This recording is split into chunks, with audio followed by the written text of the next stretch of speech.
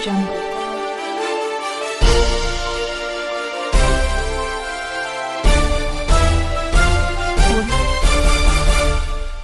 तो गुलामी के तराजू से प्रगति के काम को तोला जाता है।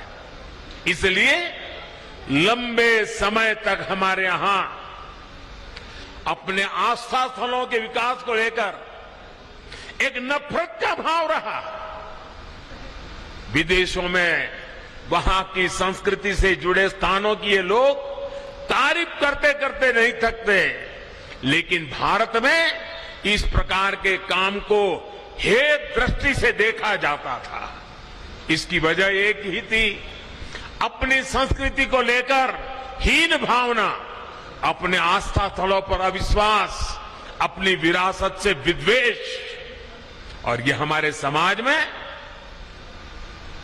आज बड़ा हो ऐसा नहीं है। आजादी के बाद सोमनाथ मंदिर के निर्माण के समय क्या हुआ था वो हम सब जानते हैं। इसके बाद राम मंदिर के निर्माण के समय इतिहास से भी हम भली भांति परिचित हैं। गुलामी की ऐसी मानसिकता ने हमारे पूजनीय पवित्र आस्था स्थलों को जर्जर स्थिति में ला दिया था। सैकड़ों वर्षों से मौसम की मार सहते आ रहे पत्थर, मंदिर स्थल, पूजा स्थल के जाने के मार्ग, वहां पर पानी की व्यवस्था हो तो उसकी तबाही, सब कुछ तबाह होकर के रख दिया गया था। आप याद करिए साथियों, दशकों तक हमारे आध्यात्मिक केंद्रों की स्थिति ऐसी रही, वहां की यात्रा जीवन की सबसे कठिन यात्रा बन जाती थी। जिसके प्रति कोटि कोटि लोगों की श्रद्धा हो, हजारों साल से श्रद्धा हो, जीवन का एक सपना हो कि उस धाम में जाकर के मत्था टेक के आएंगे, लेकिन सरकारें ऐसी रही कि अपने ही नागरिकों को वहां तक जाने की सुविधा करने का उनको जरूरी नहीं लगा। पता नहीं कौन सी गुलामी की मानसिकता ने उनको जकड़ के रखा था। यह अन्याय था कि नहीं था भाइयों? यह अन्याय था कि नहीं था? ये जवाब आपका नहीं है, ये जवाब 130 करोड़ देशवासियों का है। और आपके इन सवालों का जवाब देने के लिए ईश्वर ने मुझे ये काम दिया है।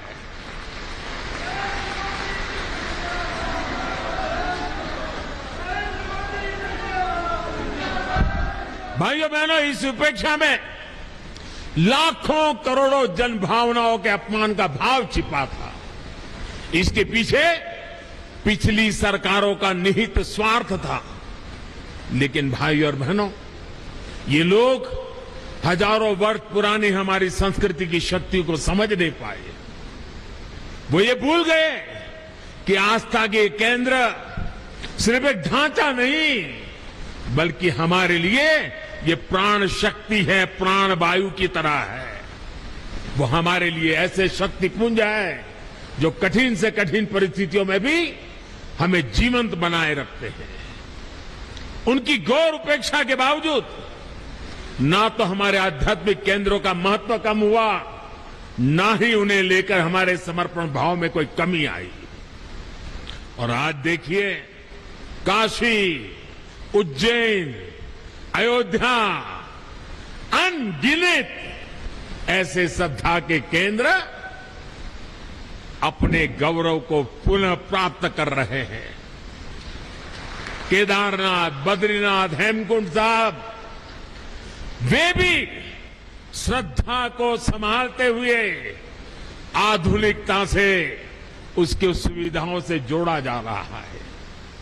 अयोध्या में इतना भव्य राम मंदिर बन रहा है। गुजरात के पावागढ़ में मां कालिका के मंदिर से लेकर देवी विंध्याचल के कॉरिडोर तक भारत अपने सांस्कृतिक उत्थान का आह्वान कर रहा है।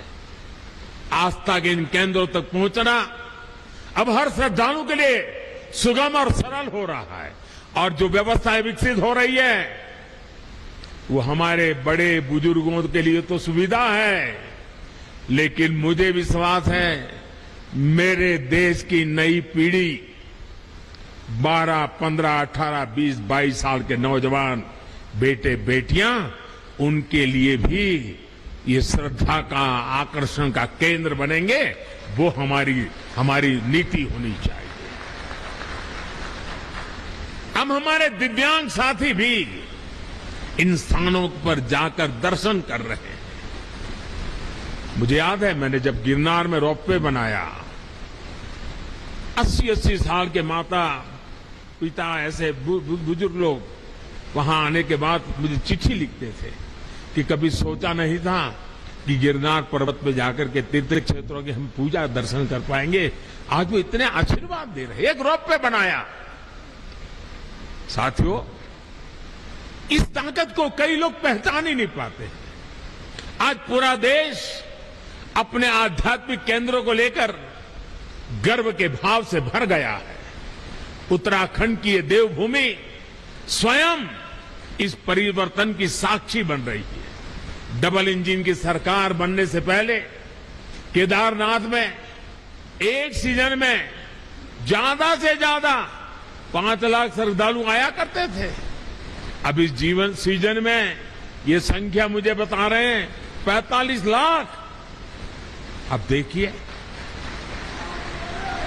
साथियों, आस्था और आध्यात्म के स्थलों के इस पुनर्निर्माण का एक और पक्ष है जिसकी उतनी चर्चा नहीं हो पाती है। ये पक्ष है पहाड़ के लोगों की ईज ऑफ लिविंग का, पहाड़ के युवाओं को रोजगार का।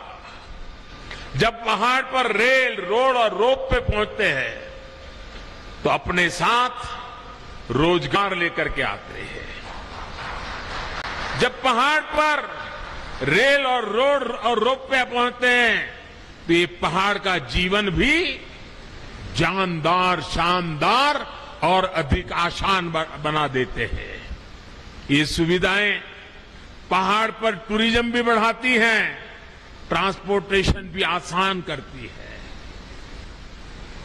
अब तो हमारी सरकार ड्रोन को भी पहाड़ों पर सामान के ट्रांसपोर्ट का प्रमुख साधन बनाने पर काम कर रही है। क्योंकि आजकल ड्रोन आते हैं 20 किलो, 25 किलो, 50 किलो तक सामान उठा करके तेज गति से दूसरी जगह पे उतार देते हैं। हम उसको लाना चाहते हैं क्योंकि आपके यहां जो फल सब्जी पैदा होती है वो ताजा ताजा बड़े शहरों में पहुंचे ताकि आपको ज्यादा कमाई हो।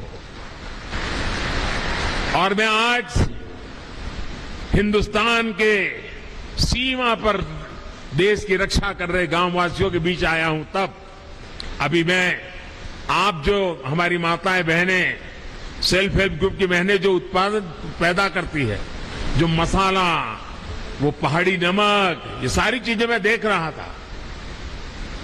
और पैकेजिंग वगैरह में बस सचमुच में मेरा मन बड़ा प्रसन्न कर गया जी। माताओं बहनों को प्रणाम करता हूं, क्या बढ़िया काम किया आपने। लेकिन मैं यहां से हिंदुस्तान भर से जो प्रवासी आते हैं, जो यात्री आते हैं, जो एडवेंचर के लिए आते हैं, जो श्रद्धा के लिए, किसी भी तरीके से क्यों ना आते हो, एक जीवन में व्रत बनाइए कि आप यात्रा में जितना खर्चा करते हैं, ट्रैवलिंग का खर्चा करते होंगे, खाने के पीछे खर्चा करते होंगे, बड़ी होटल में रहने के लिए खर्चा करते होंगे, आप मन में एक व्रत बनाइए।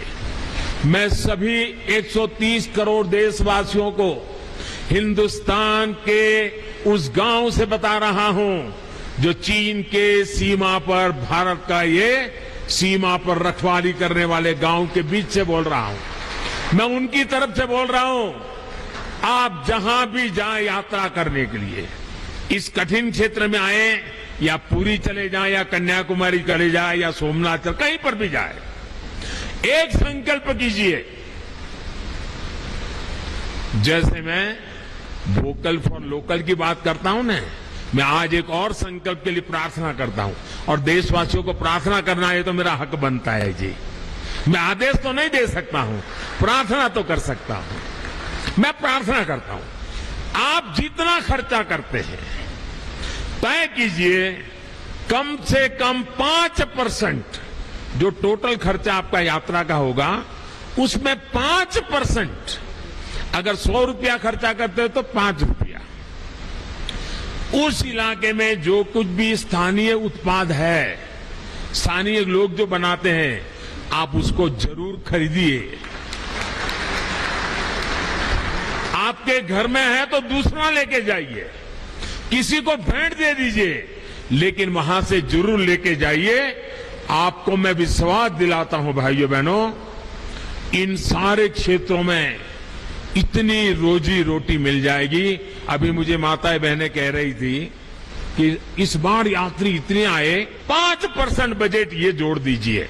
आप देखिए, आपको जीवन में संतोष होगा और घर में रखेंगे, बच्चों को बताएंगे कि देखिए हमने उस साल जब उत्तराखंड गए थे ना, ये तस्वीर तो तुझे अच्छी लगती है, उस तस्वीर के पीछे तो हमने 20 रुपया खर्च किया है, लेकिन ये जो छोटी चीज दिखती है ना, वहां की एक बूढ़ी मां बना रही थी, मैं उससे लेकर के आया था। आपको आनंद होगा, आपको संतोष होगा। इसलिए मैं आज यहां से पूरे देश को प्रार्थना कर रहा हूं, मेरे प्यारे भाइयों बहनों, पहाड़ के लोगों की पहली पहचान यही होती है कि वो बहुत मेहनती होते हैं। उन्हें उनके साहस, उनकी जुझारू प्रवृत्ति के लिए जाना जाता है। वो प्रकृति के प्रति शिकायत नहीं करते हैं, संकटों के बीच जीना सीख लेते हैं जी। लेकिन साहब, पहले की सरकारों के समय पहाड़ों के लोगों के सामर्थ्य को उनके खिलाफ ही इस्तेमाल किया गया। दशकों तक सरकारें ये सोचकर पहाड़ की उपेक्षा करती रही कि वो मेहनतकश लोग हैं, पहाड़ जैसा उनका हौसला है, अरे उनकी तो ताकत इतनी है, उनको तो कुछ जरूरत नहीं, चल जाएगा। ये उनकी ताकत के साथ अन्याय था। उनकी ताकत है इसका मतलब ये तो नहीं है कि उनको ऐसे ही रहने दिया जाए, उनको भी तो सुविधा चाहिए। मुश्किल हालातों में पहाड़ के लोगों को मदद मिलनी चाहिए। जब सुविधाएं पहुंचाने की बात हो, जब सरकारी योजनाओं का लाभ पहुंचाने की बात हो, तो पहाड़ के लोगों का नंबर सबसे बाद में आता था। इस सोच के साथ देश कैसे आगे बढ़ता? पहाड़ के लोगों के साथ हो रहे इस अन्याय को मुझे समाप्त करना ही था। इसलिए पहले जिस इलाकों को देश की सीमाओं का अंत मानकर नजरअंदाज किया जाता था, हमने वहां से समृद्धि का आरंभ मानकर काम शुरू किया है। पहले देश का आखिरी गांव जानकर जिसकी उपेक्षा की जाती थी, हमने वहां के लोगों को अपेक्षाओं पर फोकस पर करके काम करना शुरू किया है। पहले देश के विकास में जिनका योगदान को महत्व नहीं दिया गया, हमने उन्हीं को साथ लेकर प्रगति के महान लक्ष्यों की ओर बढ़ने का संकल्प किया है। हमने पहाड़ की उन चुनौतियों का हल निकालने की कोशिश की है। मुझे यहाँ गांव की सरपंच मां एक बहन से मिलना हुआ। मैं पूछ रहा था शौचालय बन गए? अरे बोले साहब बन गए। मैंने कहा पानी पहुंच रहा है? बोले पाइप लग रही है। इतनी चेहरे पर खुशी थी, अपने गांव में काम होने का आनंद था। उनके सरपंच महिला थी, बड़े गर्व से मुझे बता रही थी। हमने हर घर जल का अभियान चलाया, जिसकी वजह से आज उत्तराखंड के 65% से ज्यादा घरों में पाइप से पानी पहुंच चुका है। हमने हर पंचायत को ऑप्टिकल फाइबर से जोड़ने का अभियान चलाया, जिसकी वजह से उत्तराखंड के कोने कोने में आज डिजिटल कनेक्टिविटी पहुंच रही। मैं आज देख रहा था, इनके वे भी ऑनलाइन पैसे ले रहे थे, डिजिटल फिनटेक। मैं जरा हमारे पार्लियामेंट में कुछ बुद्धिमान लोग बैठते हैं, उनको बताना चाहता हूं कि मणा आई है, मणा। ये मेरे माणा में देखिए 8वीं कक्षा भरी हुई मेरी मां बहने डिजिटल पेमेंट ले रही है। पेटीएम ऐसा लिखा हुआ है, क्यूआर कोड लगाया है अपने माल के सामने।